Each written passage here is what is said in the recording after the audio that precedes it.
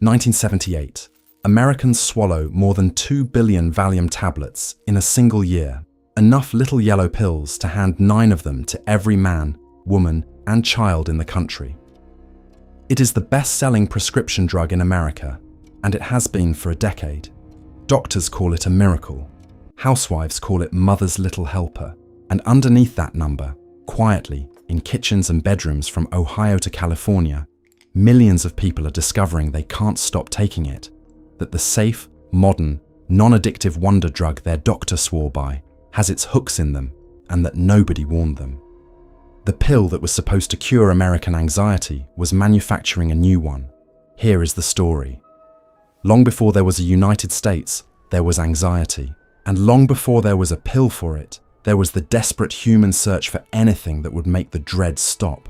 People were brewing alcohol to quiet their nerves at least 9,000 years ago, thousands of years before the first stone was laid at any American city. The ancient world reached for opium poppy and for wine. By the 1800s, doctors were dosing anxious patients with bromide salts that slowly poisoned them, and with chloral hydrate, the original knockout drops. Every one of these came with the same brutal trade-off. The dose that calmed you was uncomfortably close to the dose that killed you. Then, at the dawn of the 20th century, came the barbiturates. In 1903, the German chemical giant Bayer put a drug called Veronal on the market, and for the next 50 years, barbiturates were how the Western world medicated fear and sleeplessness. They worked. They also killed people with terrifying ease. A handful of pills and a couple of drinks, and a patient simply stopped breathing in the night. Marilyn Monroe would die that way. So would Judy Garland. The barbiturate was a loaded gun that doctors handed out by the millions, and everyone in medicine knew it. So when a genuinely calmer alternative appeared, the world was starving for it. In 1955, a small American company called Wallace Laboratories released meprobamate, sold as Milltown, and it detonated. Milltown became the first true blockbuster of the psychiatric age. Hollywood threw Milltown parties. Comedians joked about it on television. For the first time, a drug promised to take the edge off ordinary life without the deadly overdose risk of the barbiturates, and Americans could not get enough of it. The message that lodged itself in the national brain was simple and seductive. There is a pill for how you feel, and it is safe. That was the world a Polish chemist named Leo Sternbach was working in. And in a laboratory in New Jersey, he was about to make Milltown look like a warm-up act. Sternbach's story starts in the worst possible place, at the worst possible time. Born in 1908 in a town on the Adriatic, raised Jewish in a Europe sliding toward catastrophe, he earned his doctorate in organic chemistry in Krakow and went to work for the Swiss pharmaceutical company Hoffmann La Roche. When Germany threatened to swallow Switzerland in 1941, Roche did something that saved his life. It transferred him across the Atlantic to its American headquarters in Nutley, New Jersey, a working-class town of a few square miles just west of the Hudson, close enough to Manhattan to see it on a clear day. A refugee from the Nazis became an American medicinal chemist. The most consumed tranquilizer in human history would be born on New Jersey soil. By the mid-1950s, Roche wanted its own piece of the tranquilizer gold rush, and it put Sternbach on the problem. He went back to a class of chemical compounds he'd tinkered with years earlier. Strange, ring-shaped molecules that almost nobody thought would go anywhere. He synthesized around 40 of them. Every single one was pharmacologically dead, useless. His bosses told him to drop it and move on to something productive. He almost did.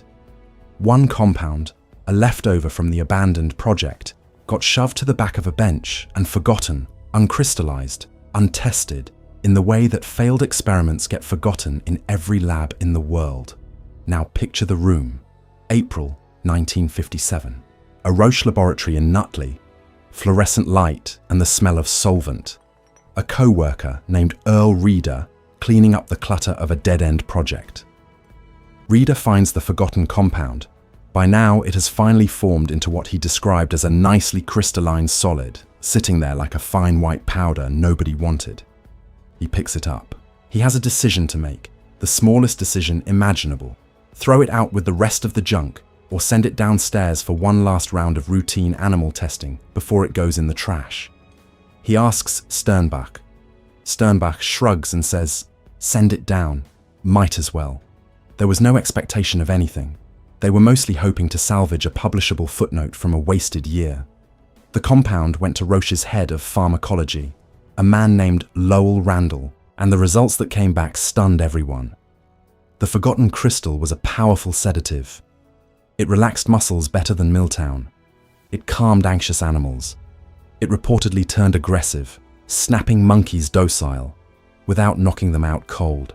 This dead-end reject, this thing that was 90 seconds from a wastebasket in New Jersey, was the most active tranquilizer anyone at Roche had ever seen. They named it chlordiazepoxide and put it on the American market in 1960 as Librium, the first of an entirely new class of drugs called benzodiazepines. It was a hit immediately, but Sternbach wasn't finished. He kept modifying the molecule, hunting for something cleaner and more potent. And in 1959, he built a refined version, a couple of times stronger, smoother, with a longer reach. Roche approved it, and on November 15, 1963, the FDA cleared it for sale in the United States. They called it Valium, and America had never seen anything like what came next. Before we go further, if you're new here, this channel covers the hidden histories behind the things that shape the world. Real stories, real numbers, no filler. New video every week. Hit subscribe so you don't miss it. And drop a comment telling me where you're watching from. Whether you're in Texas, New York, or somewhere in between, I always want to know. To understand what Valium became, you have to understand that it didn't just sell well. It rewrote the definition of selling well. From 1969 to 1982, 13 straight years, Valium was the single most prescribed drug in the United States. Not the most prescribed tranquilizer. The most prescribed drug of any kind, beating out heart medications, painkillers, antibiotics, everything. In 1978, at the absolute peak, Americans filled around 2.3 billion Valium tablets and roughly 44 million Valium prescriptions in that year alone. And Valium was, by widespread account, the first prescription drug in history to cross $1 billion in total sales. A refugee's forgotten crystal had become the most lucrative pill on earth. Sit with the physical reality of that. 2 billion tablets in 1 year is enough Valium to give more than 50 pills to every single adult in America at the time. Line up the prescriptions, and you'd have paper for every household in New York City, Los Angeles, Chicago, and Houston combined, several times over. This was not a drug for the sick. This was a drug woven into the ordinary rhythm of American middle-class life, sitting in the kitchen drawer next to the aspirin. By 1971, an estimated 500 million patients around the world had taken Librium or Valium, and Roche could barely manufacture the pills fast enough to keep up with demand. A single Swiss-owned company operating out of a New Jersey town most Americans couldn't find on a map had turned human worry into a renewable resource, one that regenerated every morning in tens of millions of nightstands. And the strange part is how invisible each dose was. A Valium tablet was small, pastel, and, in its most famous form, stamped with a distinctive cutout in the shape of a V. You could hold a week's supply in the palm of your hand and barely feel the weight. Roche built a corporate empire out of something that weighed almost nothing, because the demand was effectively infinite. Anxiety is not a season. It doesn't get cured and go away. It comes back every single day, which meant a patient put on Valium was, from a business standpoint, close to a customer for life. The money poured back into New Jersey. Roche's Nutley campus swelled into one of the most important pharmaceutical research complexes in the country, a fortress of laboratories and offices funded by the world's appetite for calm. Sternbach himself stayed on, eventually holding more than 200 patents, and he was rewarded with, by the accounts of the era, a modest salary and company bonuses, while the drug he invented earned Roche billions. The chemist got a plaque, the company got an empire, and the pricing tells you exactly how that empire really worked. Years later, when a British government commission finally pried open Roche's books, investigators found a number that should make any American who ever paid for this drug grind their teeth. In Italy, a country that didn't grant drug patents at the time, so anyone was free to make the stuff, the active ingredient in Valium cost around $50 a kilo. Roche's own British division was being charged roughly $2,300 a kilo for that same ingredient by its own parent company. That's a markup of more than 46 times on the raw material, moved between two arms of the same corporation. The pill was cheap to make. The price was a decision. Foreign governments revolted. Britain's Monopolies Commission ruled that Roche's pricing operated against the public interest, ordered the UK prices cut by 50 to 60%, and forced the company to repay tens of millions in excess profits. Australia, New Zealand, South Africa, and a string of European countries opened their own investigations and clawed money back too. And America got nothing. Here's the part that lands in your own wallet. At the time, no US government agency had the power to regulate what a drug company could charge for its product. So while Britain forced Roche to hand money back to its citizens, American patients, who were buying more Valium than any people on Earth, kept paying full freight, and not $1 came back. The rest of the developed world caught Roche with its hand in the cookie jar and made it pay. The United States watched, shrugged, and reached for another refill. If that pattern sounds familiar every time you compare what Americans pay for a prescription against what the rest of the world pays, it should. Valium is where a lot of that story starts. But an empire this size doesn't run on chemistry. It runs on demand. And the way Roche manufactured demand, the specific Americans it taught to feel they needed this pill, is where the story stops being a business triumph and starts being something darker. Here is a question worth sitting with. If Valium treated anxiety, and anxiety is a human universal, why did the advertising almost always show a woman? Because that was the strategy.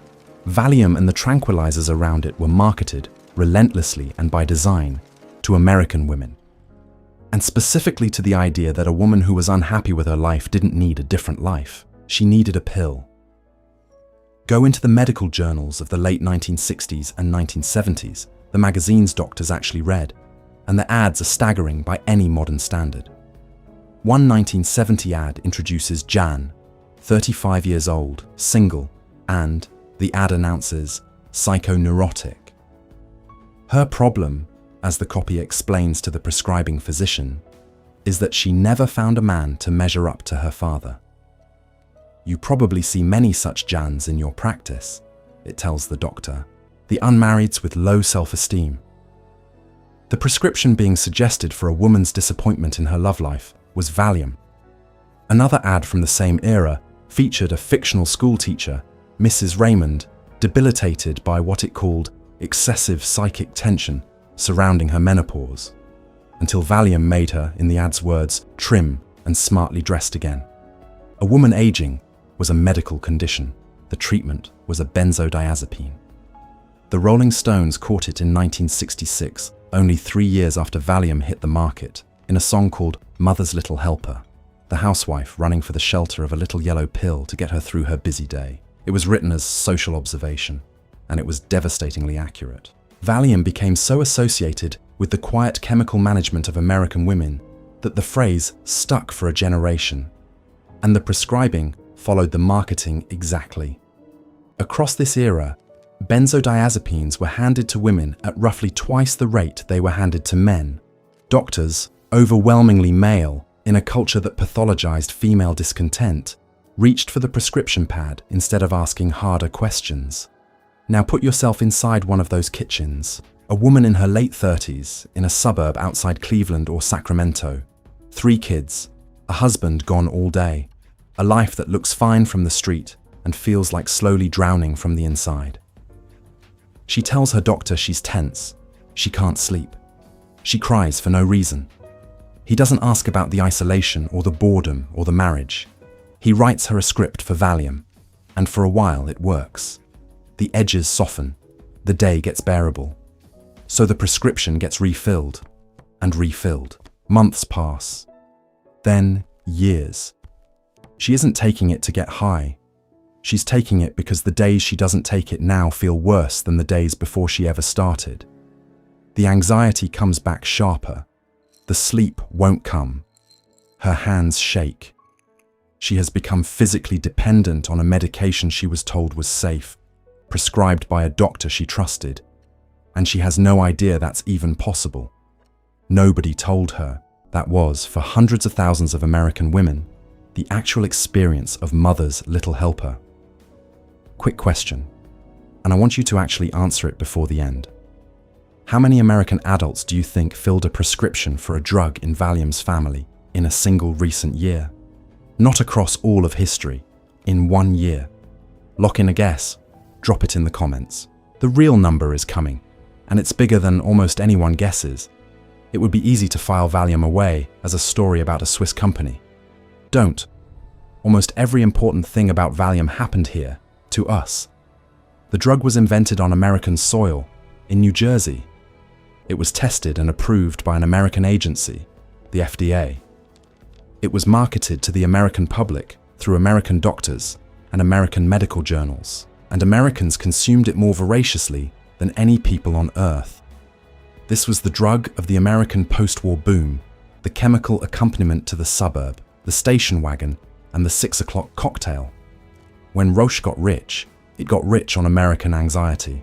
By the mid-1970s, the benzodiazepine class Sternbach founded had become the most prescribed category of medication on the planet, and the American market was its beating heart. Roche's competitors saw the gold rush and piled in with their own versions of the molecule, each one a small twist on Sternbach's original ring. Those descendants are names you know from your own medicine cabinet right now: Ativan, Klonopin, and the one that would eventually eclipse Valium itself, Xanax. Valium was the founding father of an entire American drug dynasty. For a while in the 1980s and 1990s, it looked like the reckoning might sort itself out quietly. A new class of drugs, the antidepressants, Prozac, and the ones that followed, swept in and stole the spotlight, and Valium's cultural moment faded. The little yellow pill went from icon to punchline. Doctors and the public alike assumed the benzodiazepine problem had aged out, a relic of the polyester decade handled. It had not been handled. It had gone underground. The prescriptions never actually stopped. They just stopped making headlines. And the entire time the country wasn't looking, the evidence about what these drugs were really doing to the people taking them had been sitting in the medical record, some of it since before Valium was even for sale. What I haven't told you yet is what the people selling America this drug already knew, and roughly when they knew it, and how long the warning took to arrive.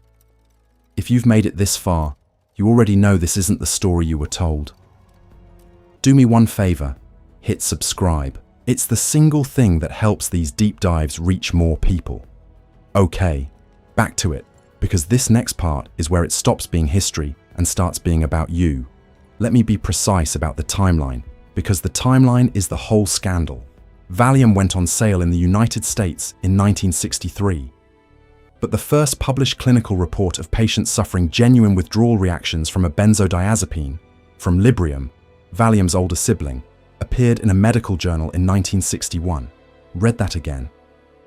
The dependence was documented in print 2 years before Valium was ever sold to the first American patient.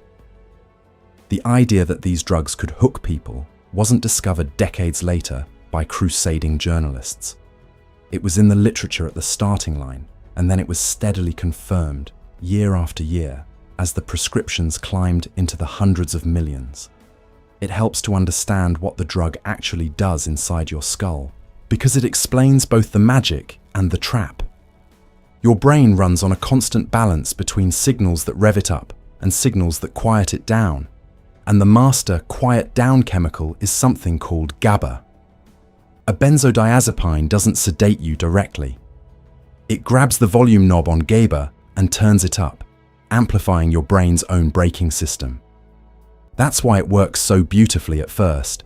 The racing mind slows, the muscles unclench, the fear pulls back. But the brain is an adaptive machine. Lean on that artificial brake every day, and the brain fights back, quietly ramping up its own accelerator to compensate. Now the person needs the pill just to feel level. And if the pill suddenly disappears, there's nothing left holding back the accelerator. That rebound is the withdrawal. The very mechanism that made Valium feel like salvation is the mechanism that made it so brutal to leave. And notice how specific that danger is. This was never mainly about people crushing pills to get high. The core harm was landing on model patients. People taking a normal dose every day, exactly the way their doctor told them to, who slowly became unable to stop. Their bodies adapted until normal required the drug, and taking it away triggered a genuine physical crisis. Dependence was built into how the medicine worked, not into how it got abused. That is the part that got buried under the reassuring slogan. The medicine kept getting sold as the safe one anyway. And technically, in one narrow sense, it was safer. You could not easily kill yourself with Valium alone the way you could with a bottle of barbiturates, because benzodiazepines don't shut down breathing as readily on their own. Roche leaned on that distinction hard. Safer than barbiturates became the shield. And behind that shield, the far more common harm, slow, quiet, physical dependence in ordinary patients taking ordinary doses exactly as directed, got waved away as rare. Then, in the 1970s, the US government finally moved to control these drugs. And this is the pivot the entire story turns on. In 1975, the Justice Department placed benzodiazepines, Valium included, under the Controlled Substances Act. But it filed them in Schedule 4. That's the second lightest tier of control there is. The category reserved for drugs officially deemed to have low abuse potential. It's the same broad neighborhood as cough preparations and the mildest regulated substances. The classification meant Valium could still be refilled multiple times on a single prescription, still be handed out freely, still flow through the country at essentially industrial volume. The government looked directly at a drug that had produced documented dependence for over a decade. That was the single best-selling medication in America, and chose the gentlest possible leash. This decision seemed small at the time. It was not. That one administrative choice, a schedule number, a bureaucratic category, the kind of thing that gets decided in a federal office and never makes the evening news.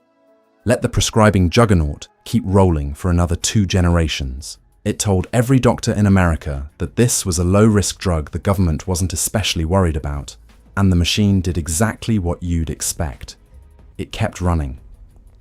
Now, I went looking for the smoking gun, the internal memo where an executive coldly weighs profits against patients, the cost-benefit calculation in dollars that makes for a satisfying villain. I want to be honest with you. I didn't find it, and this isn't that kind of story. Roche didn't need a conspiracy. The math was simpler, and in a way, worse. This was reportedly the first billion-dollar drug in history. It was the best-selling product in American medicine for 13 unbroken years. Slowing it down, warning people loudly, telling doctors to stop refilling it. Every one of those things pointed away from the most profitable pill ever made. The incentive to keep the story simple wasn't hidden in a memo. It was printed on every sales report. And when the country finally forced the question into the open, the company's answer was denial. By the end of the 1970s, the human wreckage was too large to ignore, and it reached the highest places in American life. In April 1978, the family of former First Lady Betty Ford, the wife of a sitting memory president, one of the most admired women in the country, gathered in her California living room and confronted her about her dependence on prescription pills and alcohol. She entered treatment at the Long Beach Naval Hospital. The chief of the alcohol and drug program treating her was a Navy psychiatrist named Dr. Joseph Persh. Remember that name. Because a year later, in September 1979, Persh sat down in front of a US Senate subcommittee and told the country the truth to its face. The subcommittee was chaired by Senator Edward Kennedy of Massachusetts, and it was examining the explosion of Valium and its cousins. Roche testified that patients were becoming addicted to the most widely used drug in America in as little as 6 weeks, and that doctors should stop reflexively prescribing it for everyday stress. He described the reflex bluntly. A woman walks into a doctor's office, says she's nervous and her husband drinks too much, and the doctor automatically hands her a tranquilizer instead of dealing with her actual life. And he cut to the bone of the whole tranquilizer promise. None of these drugs solve our problems. They make people feel better because they make you feel dull and insensitive. Kennedy had a phrase for what Valium and Librium had produced in the American public. He called it a nightmare of dependence. By that year, Americans were filling more than 44 million Valium prescriptions annually, and in the same hearing room, the manufacturer's answer was to hold the line. A president of Hoffman La Roche's American operation maintained that Valium was safe and effective when properly used, and that true addiction at recommended doses was, the company's word, extremely rare. Extremely rare. In front of a Senate panel, in a country filling 44 million prescriptions a year for it, where a documented withdrawal syndrome had been in the medical journals since 1961, where a former First Lady had just come out of rehab, where the Rolling Stones had written a hit song about housewives hooked on it more than a decade earlier. This is the part that should make you angry, and here's the number that earns the anger. After the Kennedy hearings, after the national headlines, after the testimony, after the nightmare of dependence entered the record, prescribing did not fall. It kept growing.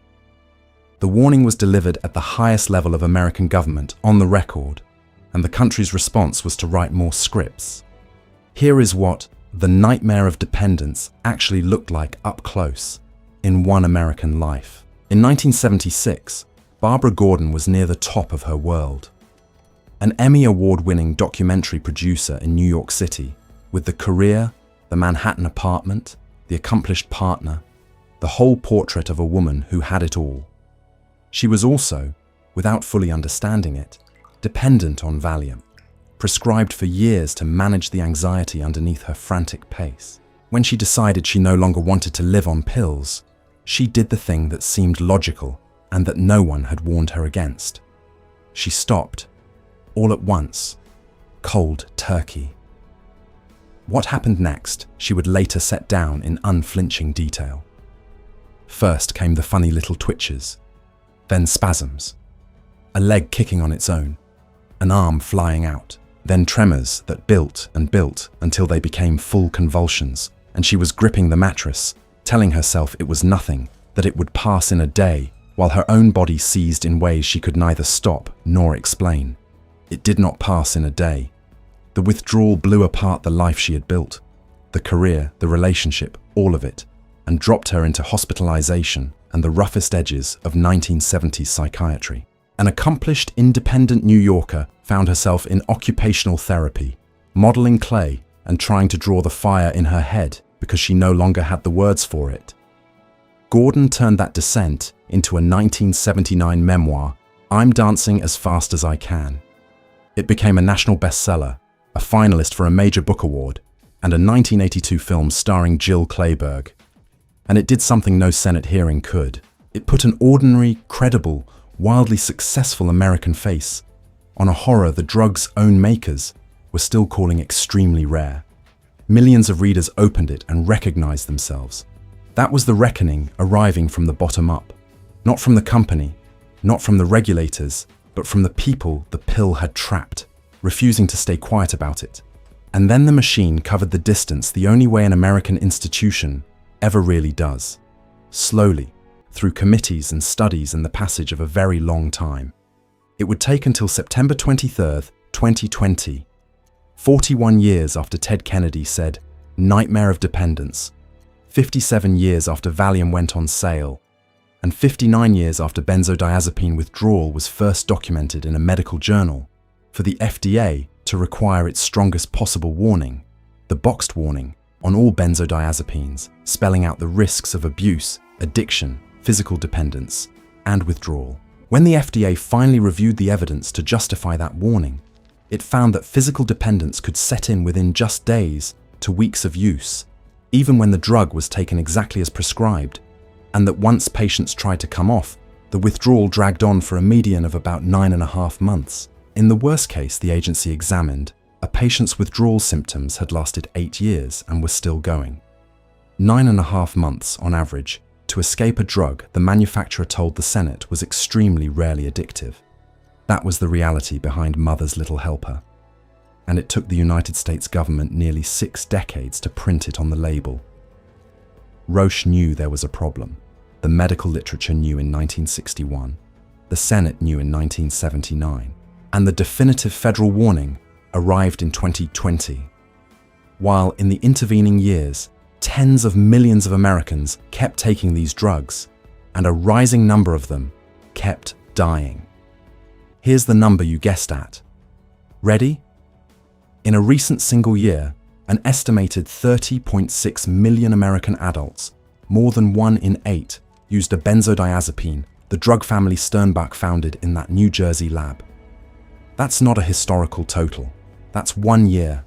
It's more people than live in Texas. Roughly 92 million benzodiazepine prescriptions get dispensed in the United States annually. Whatever you guessed, the truth is that this relic of the 1970s is one of the most consumed classes of medication in the country, right now, today, this year. And it never stops skewing toward the same people the ads first went after. Women are still prescribed benzodiazepines at markedly higher rates than men. When COVID-19 hit and the country locked itself indoors, benzodiazepine prescribing climbed again, and climbed most among women. The isolation of the pandemic reaching for the same chemical answer the suburbs reached for in 1965. 60 years later, the reflex is identical. The setting changed. The pill changed its name. The impulse, medicate the feeling, keep moving, did not. Valium itself has faded as a brand. Roche eventually stopped selling it under the Valium name in the US. But that's a magic trick, not a disappearance. The molecule is still everywhere, now as cheap generic diazepam, sitting in American medicine cabinets by the millions. And its descendants own the pharmacy. Walk into any CVS, any Walgreens, any Walmart pharmacy counter in the country, and the benzodiazepine shelf is fully stocked. Xanax, which long ago passed Valium as the most prescribed of the family, Klonopin, Ativan, and diazepam itself. The drug dynasty that started with a Crystal Earl reader almost threw in the trash is one of the quiet, load-bearing pillars of American medicine. And the harm didn't fade either, it mutated. In 2023, there were 10,170 drug overdose deaths in the United States involving benzodiazepines. Here's the cruel modern twist. Nearly 70% of those deaths also involved illicit fentanyl. The same lack of respiratory depression that let Roche call Valium safer than barbiturates for 60 years turns lethal the moment a benzodiazepine is combined with an opioid. The two drugs together shut down breathing in a way neither reliably does alone. The pill sold as the safe one became one of the most dangerous companions a person can have in the age of fentanyl. Every dependence is now a door standing open to something far worse. The people who finally forced the truth into daylight weren't the company, and weren't, for decades, the government. They were researchers documenting just how many Americans were actually taking these drugs, and patients, ordinary people, including doctors who got hooked on their own prescriptions, who organized, testified, and refused to be told their 9-month withdrawal was extremely rare. They are the reason the 2020 warning exists at all. Slow down with me for a second, because the full arc of this thing is worth seeing all at once.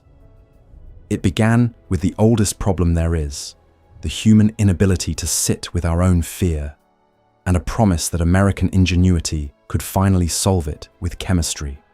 A refugee fleeing the Nazis, a forgotten crystal in New Jersey, a decision not to sweep it into the trash. From that came the best-selling drug in American history, marketed to a generation of women as the cure for their own dissatisfaction, sold as safe while the evidence of dependence sat in plain sight, filed by the government under the lightest possible control, defended before the Senate as extremely rare, and finally, 59 years too late, stamped with a warning.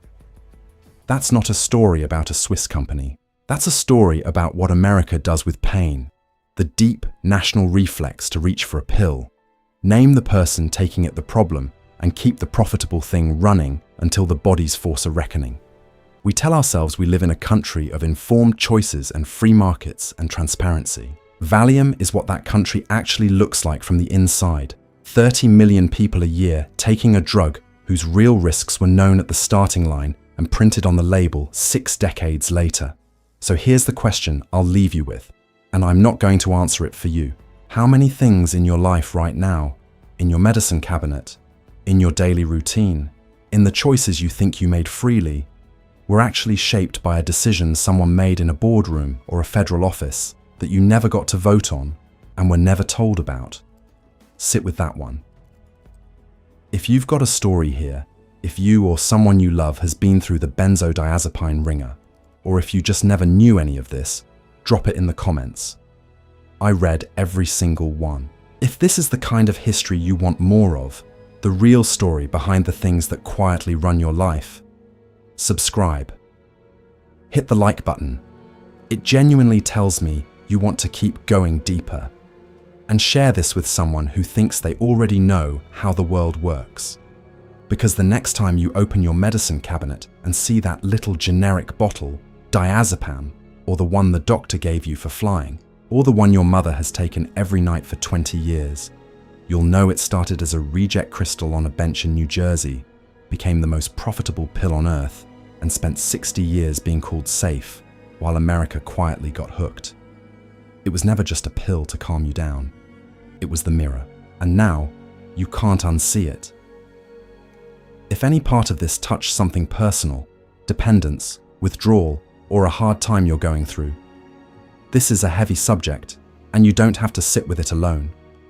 Talking to a doctor or a trusted person is worth it. And I'm glad to point you toward real resources if that would help.